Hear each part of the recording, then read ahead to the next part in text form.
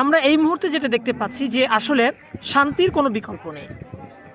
Israel, America এবং ইরানের যে এই ত্রিমুখী যুদ্ধ এবং সাথে যে পারস্য উপসাগর কেন্দ্রিক যে দেশগুলো গালফ কোঅপারেশন কাউন্সিলের সদস্য রাষ্ট্রসমূহ যেমন আরব আমিরাত, কুয়েত, সৌদি আরব, বাহরাইন, ওমান, প্রত্যেকটা দেশের যেভাবে তেলের যে ডিপোগুলোতে এবং তেল উত্তোলন কেন্দ্রগুলোতে তেল পরিশোধনাগারে যেভাবে আক্রমণ হচ্ছে এবং প্রতি আক্রমণের ফলে আমরা দেখতে পাচ্ছি ইতিমধ্যে তেলের দাম ব্যারেল প্রতি $100 অতিক্রম করেছে। ঠিক এই সময় মার্কিন প্রেসিডেন্ট ট্রাম্প একটি পোস্ট দিলেন। সে পোস্টে তিনি দাবি করলেন যে ইরানের সাথে ফলপ্রসূ আলোচনা হয়েছে এবং উভয় পক্ষ সমঝোতায় পৌঁছেছে অধিকাংশ বিষয় এবং তিনি আশা করছেন ইরানের পক্ষ থেকেই যেহেতু প্রথম এই প্রস্তাব এসেছে যে সমঝোতা স্মারক স্বাক্ষর করার অথবা সমঝোতার একটি চুক্তি স্বাক্ষর করা যাতে করে এই যুদ্ধ সম্পূর্ণ করা যায়। এই প্রেক্ষিতে যেহেতু এই আশা সঞ্চার হচ্ছে যুদ্ধ বন্ধ করা যাচ্ছে, তিনি আশাবাদী যে শীঘ্রই উভয় পক্ষের মধ্যে একটি সমঝোতামূলক চুক্তি স্বাক্ষর হবে। এই পোস্ট তিনি সোশ্যাল মিডিয়াতে দেওয়ার পরে, ট্রুথ সোশ্যালে দেওয়ার পরে তার মালিকানাধীন, সেখানে যেটা দেখা গেল যে শেয়ার বাজারের যে প্রাইস, শেয়ারের প্রাইস সেটা হচ্ছে 220 পয়েন্ট পরিমাণ হচ্ছে বেড়ে গেল এবং এই শেয়ার বাজারে একটা চাঙ্গা ভাব দেখা গেল এবং মনে হলো সব অর্থনীতি যেন প্রাণ ফিরে পেয়েছে। কিন্তু এর কয়েক ঘন্টা পর ইরানের স্পিকার বাঘেরি পররাষ্ট্র মন্ত্রণালয়ের সূত্রে, তাদের পররাষ্ট্র মন্ত্রণালয়ের সূত্রে তারা জানায় যে আসলে আমেরিকার সাথে ইরানের এ ধরনের কোনো আলোচনা হয়নি এবং বাঘেরি দাবি করেন যেহেতু এতদিন যাবত হচ্ছে হরমুজ প্রণালী বন্ধ এবং বৈশ্বিক তেল সাপ্লাই চেইনে বর্তমানে একটা অস্থিরতা দেখা দিয়েছে, এই মুহূর্তে নিজের অর্থনীতিকে বাঁচাতে ট্রাম্প এই কূটকৌশলের আশ্রয় নিয়েছেন।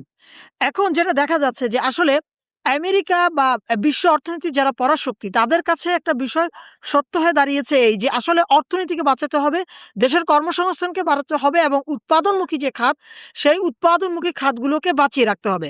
এখন উৎপাদনমুখী খাতগুলোকে যদি বাঁচিয়ে না রাখা যায় তাহলে শেয়ার মার্কেটে ধস নামবে এবং মানুষ কর্মসংস্থানহীন হয়ে পড়বে, মুদ্রাস্ফীতি দেখা দিবে, অর্থনীতি মন্দার দিকে অগ্রসর হবে।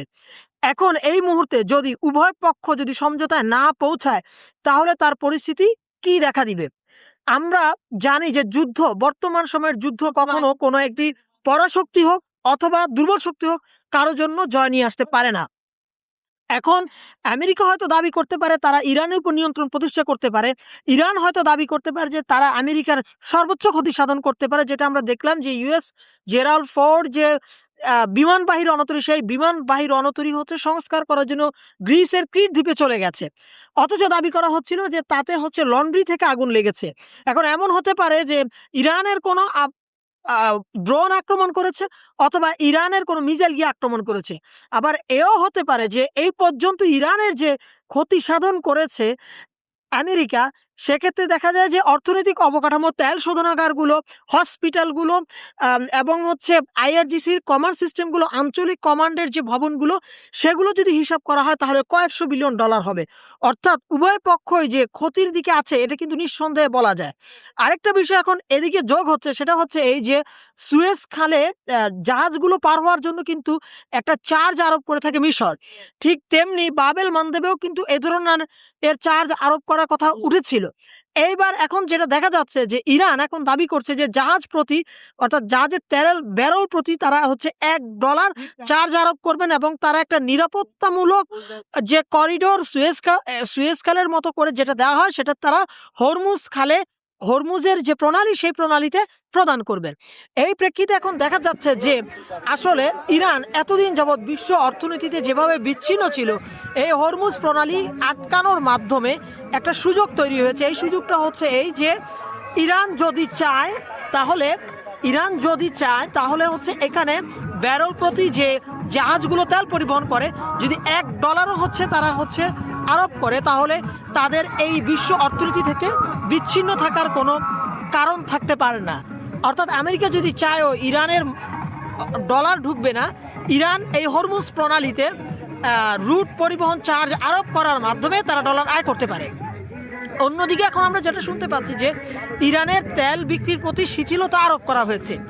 আসলে যেটা বোঝা যাচ্ছে যে অর্থনৈতিক সভ্যতার মাপকাঠি হচ্ছে এই তেল এবং হচ্ছে এলএনজি গ্যাস। এখন এই তেল এবং এলএনজি গ্যাসের যে পরিবহন সেটা যদি বন্ধ করে দেওয়া হয় তাহলে এটা আসলে কারোর জন্যই ভালো হবে না। ফলশ্রুতিতে অর্থনীতি হোক, দেশকে বাঁচাতে হোক, দেশের কর্মসংস্থানকে বাঁচাতে হোক, সব এই বিবেচনাগুলো করলে অবশ্যই আমাদের এই যুদ্ধ বন্ধ করতে হবে এবং বর্তমান অর্থনৈতিক যে মন্দা সেটাকে কাটাতে হবে। অন্যদিকে যে বিষয়টা দেখা যাচ্ছে যে আমাদের দেশের মিডিয়াগুলো যে একটু পার্শ্বিক যে বর্ণনা দিচ্ছে যে ইরান আমেরিকার এই ক্ষতি করতে সাধন করতে সক্ষম হয়েছে, ইরান হচ্ছে যে গার্সিয়া দ্বীপে হচ্ছে মিসাইল আক্রমণ করতে সক্ষম হয়েছে, ইরান ইন্টারকন্টিনেন্টাল মিসাইলের অধিকারী হয়েছে, এখন ইরান ইউরোপের যে কোনো দেশে আক্রমণ করতে পারবে। দেখুন, অস্ত্র কিন্তু কখনোই শান্তি বয়ে নিয়ে আসে না, এবং অস্ত্র যে শান্তি বয়ে নিয়ে আসে তার সবচেয়ে বড় প্রমাণ হলো যে প্রতিরক্ষা এবং নিরাপত্তার জন্য অস্ত্র হচ্ছে বিনিয়োগ করা হয়, কিন্তু আধুনিক সমাজ সভ্যতার জন্য বিনিয়োগ করা হয় অর্থনৈতিক অবকাঠামোগুলোতে, মানুষের জীবনযাত্রার সাথে জড়িত হাসপাতাল, শিক্ষা, চিকিৎসা ব্যবস্থা এগুলোতে। এখন যদি শুধু সবাই অস্ত্রের দিকে এইভাবে ধাবিত হয় তাহলে আলটিমেটলি একটা অস্থির একটা পৃথিবী তৈরি হবে। আমাদের বুঝতে হবে ইরান এমন কোনো রাষ্ট্র না যে যার কোনো দোষ নেই। ইরানের সোলেমানি ব্রিগেডের বিরুদ্ধে যে অভিযোগ সেটা হচ্ছে এই যে সিরিয়ার যে সুন্নি মুসলিম, সেই সুন্নি মুসলিমের উপর গণহত্যার অভিযোগ কিন্তু রয়েছে, এবং লেবাননে যে জাতিগত বিদ্রোহ এবং জাতিগত যে যুদ্ধ সেই যুদ্ধের মধ্যেও কিন্তু ইরানের এক ধরনের অবস্থান রয়েছে। অন্যদিকে তুরস্কের বিরোধী কুর্দিদের সমর্থন দেওয়ার ক্ষেত্রে তাদের একটা অবদান রয়েছে, এবং এরকম একটা অবদান রয়েছে যে সাদ্দাম হোসেনকে যখন আক্রমণ করা হয় সাদ্দাম হোসেনের ইরাকে, তখন সাদ্দাম হোসেনকে ধরা করার ক্ষেত্রে ইরাকি মিলিশিয়ারা কিন্তু সাহায্য করেছে, সেই ইরাকি মিলিশিয়ারা যারা হচ্ছে ইরান সমর্থিত। তো উভয় পক্ষকে ধৈর্যের পরিচয় দিতে হবে, এবং দেশের অর্থনীতি বাঁচাতে হলে বিশেষ করে উন্নত বিশ্বের যে ক্ষতি তারা হয়তো সেটা পুষে উঠতে পারবে, কিন্তু আমাদের মতো অনুন্নত দেশগুলোর অর্থনৈতিক ক্ষতি পরিস্থিতি হলে আমাদের খুব শীঘ্রই ইরানের সাথে যোগাযোগ করতে হবে। ইরান যেরকম প্রস্তাব দিয়েছে যে জাপানকে তারা চাইলে একটা নিরাপদ করিডোর ব্যবস্থা করতে পারে, ঠিক এরকম একটা করিডোর আমাদের জন্য প্রয়োজন, যাতে করে আমরা এলএনজি এবং তেলের যে প্রবাহ সাপ্লাই চেইন সেটা যেন স্বাভাবিক করতে পারি।